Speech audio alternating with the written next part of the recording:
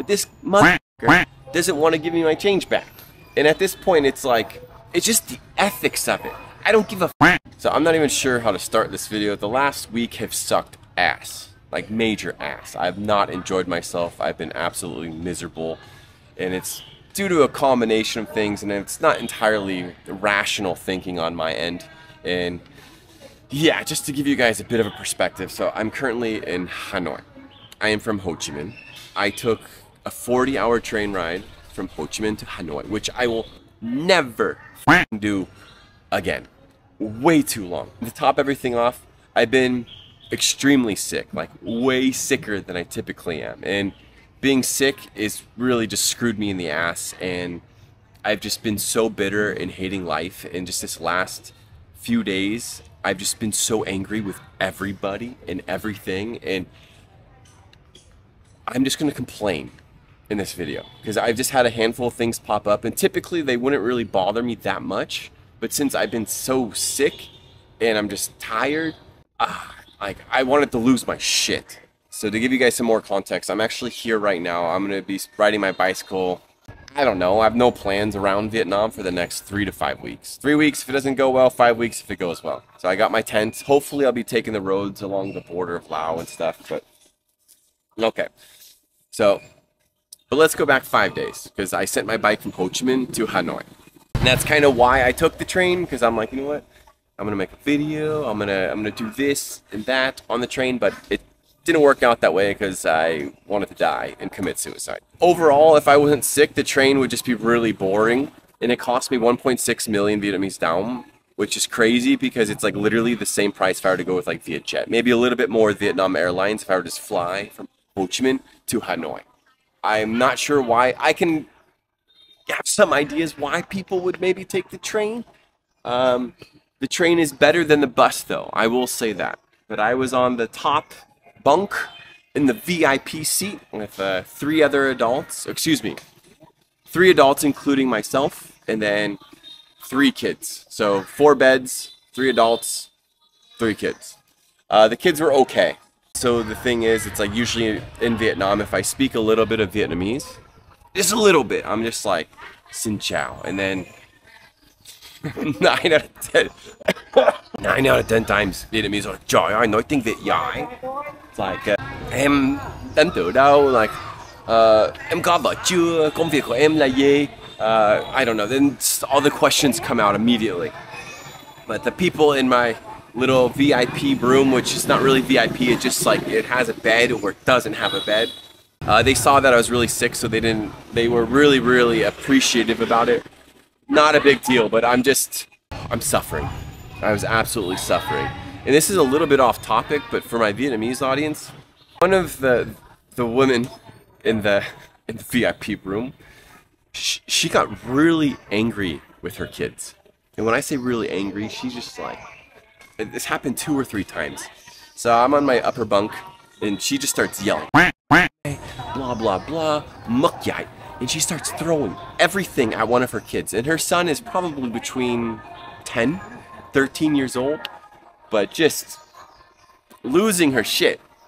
I don't know, I've never spent 40 hours on a train in a small room with other people in Vietnam before. But it was kind of funny because the kid on the upper shelf, he's just like, oh, you know, all these bad words are coming out. And he looks at me because I'm just like, the kid's face, just hilarious. Oh, but when it comes to the train, you know, nothing serious, just really boring. And being sick on the train was just absolutely miserable. I couldn't eat much. It was terrible. But my attitude really changed when I arrived in Hanoi. Getting off the train in Hanoi, I need to get my bicycle that I shipped a few days before. I'm a little worried. They did call the other day and they said my bicycle did arrive in Hanoi, so I knew like I can get it as soon as I arrive because I had to leave a couple days later. So I'm tired. I haven't eaten since the day before, maybe like 20 hours. I'm really sick. I didn't sleep well. I'm miserable. I haven't haven't even showered, washed my face for maybe like almost 2 days. I'm just not a happy camper. Eventually I find my bike in the train station. Not a big deal, it's packaged up, whatever. people there helping me out with it, unpackaging it, getting it ready. The bike was maybe a little damaged. You know, my bike is cheap. It's not a top of the line. It's a cheap touring bike. There's like a little plastic cover around the chain so it doesn't fall off. So that was a little bit screwed up. We were able to fix it. That was pretty much it. Not a big deal. Didn't think much about it afterwards. I am here. This is the train station. Right next to it is another cellar. So I'm outside and I realized that this cellar right here has a bungee cord. I forgot the English. I don't know the Vietnamese, but it's an older man. So again, I'm here, train station. His store is right here. I'm standing there and I say, Chú ơi, cái này bao nhiêu tiền? Okay, for my Vietnamese audience, I know you understand my Vietnamese when I say that. He says 15 ngàn. I say, okay, that's fine. He tells me it's 15,000 Vietnamese đồng. So I don't have 15,000 Vietnamese đồng. I have 20,000 Vietnamese đồng. I give him 20,000 Vietnamese đồng, you know, expecting 5,000 Vietnamese đồng in exchange. And he just looks at me and he smiles. And I say, like, chú cho em 5 ngàn. And he just continues looking at me and smiling. And I'm like, again, I'm super sick. I'm hungry. I'm tired. And you know, it's 5,000 Vietnamese đồng. It's like 20 cents. It's not much. But this doesn't want to give me my change back. And at this point, it's like, it's just the ethics of it. I don't give a f***. You could have ripped me off. You could have charged me 50,000 Vietnamese đồng for this cheap-ass bungee cord. And then to top the matter off, the bungee cord didn't even have the other hook. I need 2 hooks for the bungee cord to attach it. So I'm like, what the f***? So this guy's not giving me my money back, and the bungee cord doesn't have the extra hook. So I'm like, all right. I don't know bungee cord in Vietnamese, but it's not really that relevant. So I'm like grabbing the other bungee cord to get the other hook because I can't use it if it only has one of the hooks. And then he just walks away. He's like giving me attitude, and then he just walks away, and I'm like, what the f***? Okay, so, all right. So this guy just told me it's 15,000 Vietnamese đồng. I give him 20. He refuses to give me the change back, and he's also selling me like a half-assed product. So I'm like, this. All right, I'm just gonna go to find my hotel. So I'm on my phone looking for directions, because I'm on my bicycle, how to get to my hotel, because I don't know where I am. I'm there for a few minutes, and he walks back over all grumpy, like, why are you still here? Blah, blah, blah. And I'm like, I'm gonna lose my shit. But like, holy f***. It's also starting to rain as well. It's a really baby light rain. And then he gives me 5,000 Vietnamese đồng back, and I'm like, anyways, I get on my bicycle, and then it starts raining hard, and I'm prepared to ride in the rain, but not yet, because I need to buy a few things in Hanoi. I'm like, all right, I'm just gonna wait it out, because you can see in the sky, it's not gonna last that long. I pull over to some seller, and there's no customers, by the way. I hope to God this guy doesn't ask me to leave, because this would typically happen in Ho Chi Minh or Hanoi, but in Hanoi, I've been a little bit unlucky. So I'm doing what I can to prepare for the rain because I'm going to have to cycle another, I don't know, 5 kilometers or so. And again, I'm sick and I'm tired. And last night I had an insane fever. I don't understand, but like a couple days later, like my fever last night was so bad. My hotel, like the bed is just soaked in my sweat. My life.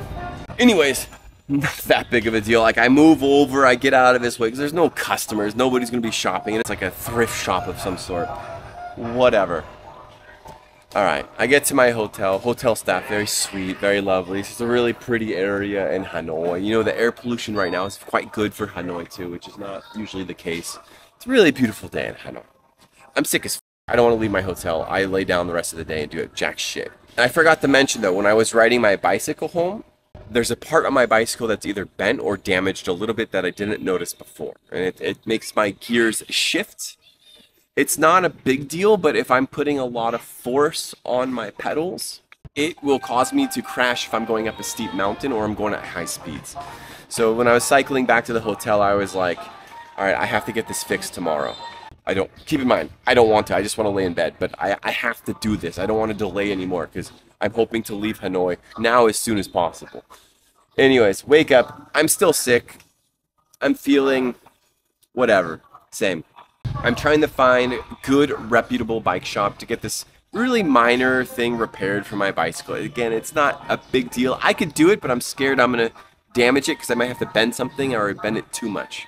Anyways, I'm not going to name the bike shop, but I go to the bike shop and I'm a little bit confused. I don't know bike thing Viet, like, you know, okay, say that. I don't know, like a chain, I don't know what a chain is. Like a pedal, I don't know these Vietnamese words. So I go to this bike shop that is it's a specific brand. I don't want to mention the brand, but they only sell this one type of bike. And I come in and he's saying something and I don't fully understand, where it's like, it's the name of this, name of that, okay, the bicycle, the name. And I'm like, is this guy telling me like he can't help me because my bike is a different brand than his? And long story short, he refused. But all these bike stores do repairs. And I'm like, is this for real? So I'm friends with a lot of Vietnamese in South Vietnam that work in bike shops, and some of them have branches up here. So I messaged them and I'm like, bro, is this normal in Vietnam? Like, if your bike store is this brand, you refuse service? They're like, no, never. Like, people want your money. And yeah, so I'm like, my life, because I have zero energy to ride my bicycle. So the day before, some guy doesn't want to give me my change back, and I know it's 5,000 Vietnamese now, which is nothing, but it's the ethics. Ethics. And then some guy's refusing my service, where I'm like, what the f***? Because now I gotta go find another bike shop, and I don't know where to f***ing go. Moments like this for me in Vietnam, it's really interesting, because, you know, I've been in Vietnam for a long time. People ask me, do you like Vietnam? Of course. If I didn't, I wouldn't be here. I like Vietnam. My answer's always the same. Yes, I like it. No country is perfect, including where I'm from as well. But there's times where every foreigner will have moments like these where they're just angry with everything. And it's an irrational thought too, because, you know, most Vietnamese are great people, but you might meet a few people and have an encounter with a very tiny percentage of the population that acts like this, but it really f***s up your perspective on a lot of the things. I like to think of myself as a rational person, but like when I'm sick, and again, I have not been this sick in a long time, and I'm tired, I can't eat any food, I got no energy, like, it amplifies everything. I am grumpy. It's unfortunate, because like, say in Vietnam is a very densely populated country. You know, 100 million people in Vietnam, and Vietnam is not like a super big country. So the probability of you running into somebody who's going to be rip you off or scam is quite high. But maybe it's only like, we'll say 3% of the population, but 3% of the population in a super densely populated area, there's a higher probability of running into somebody like that. You know, the hotel staff here, super lovely. Like, you know, these elderly women right now, very lovely women. It just, again, me being a little bit irrational and just having a moment of just like, my life, this shit. I'm just super annoyed and hate everybody. So I know I haven't posted a video in like 2 or 3 months, but for you guys, a couple things. So I was actually at university studying Vietnamese. I know. My speaking maybe improved a little bit, but more so on the listening and writing and reading. And my grandma died. That's maybe a big reason why I didn't post. And the situation with that is quite complex. I don't know if I would do a video on it, but my grandma was involved with like a love scam. One of her nurses was scamming her, and it was a very stressful time. And then also I am co-author of a book now, because I know a lot of you guys watch my YouTube channel for Học Tiếng Anh.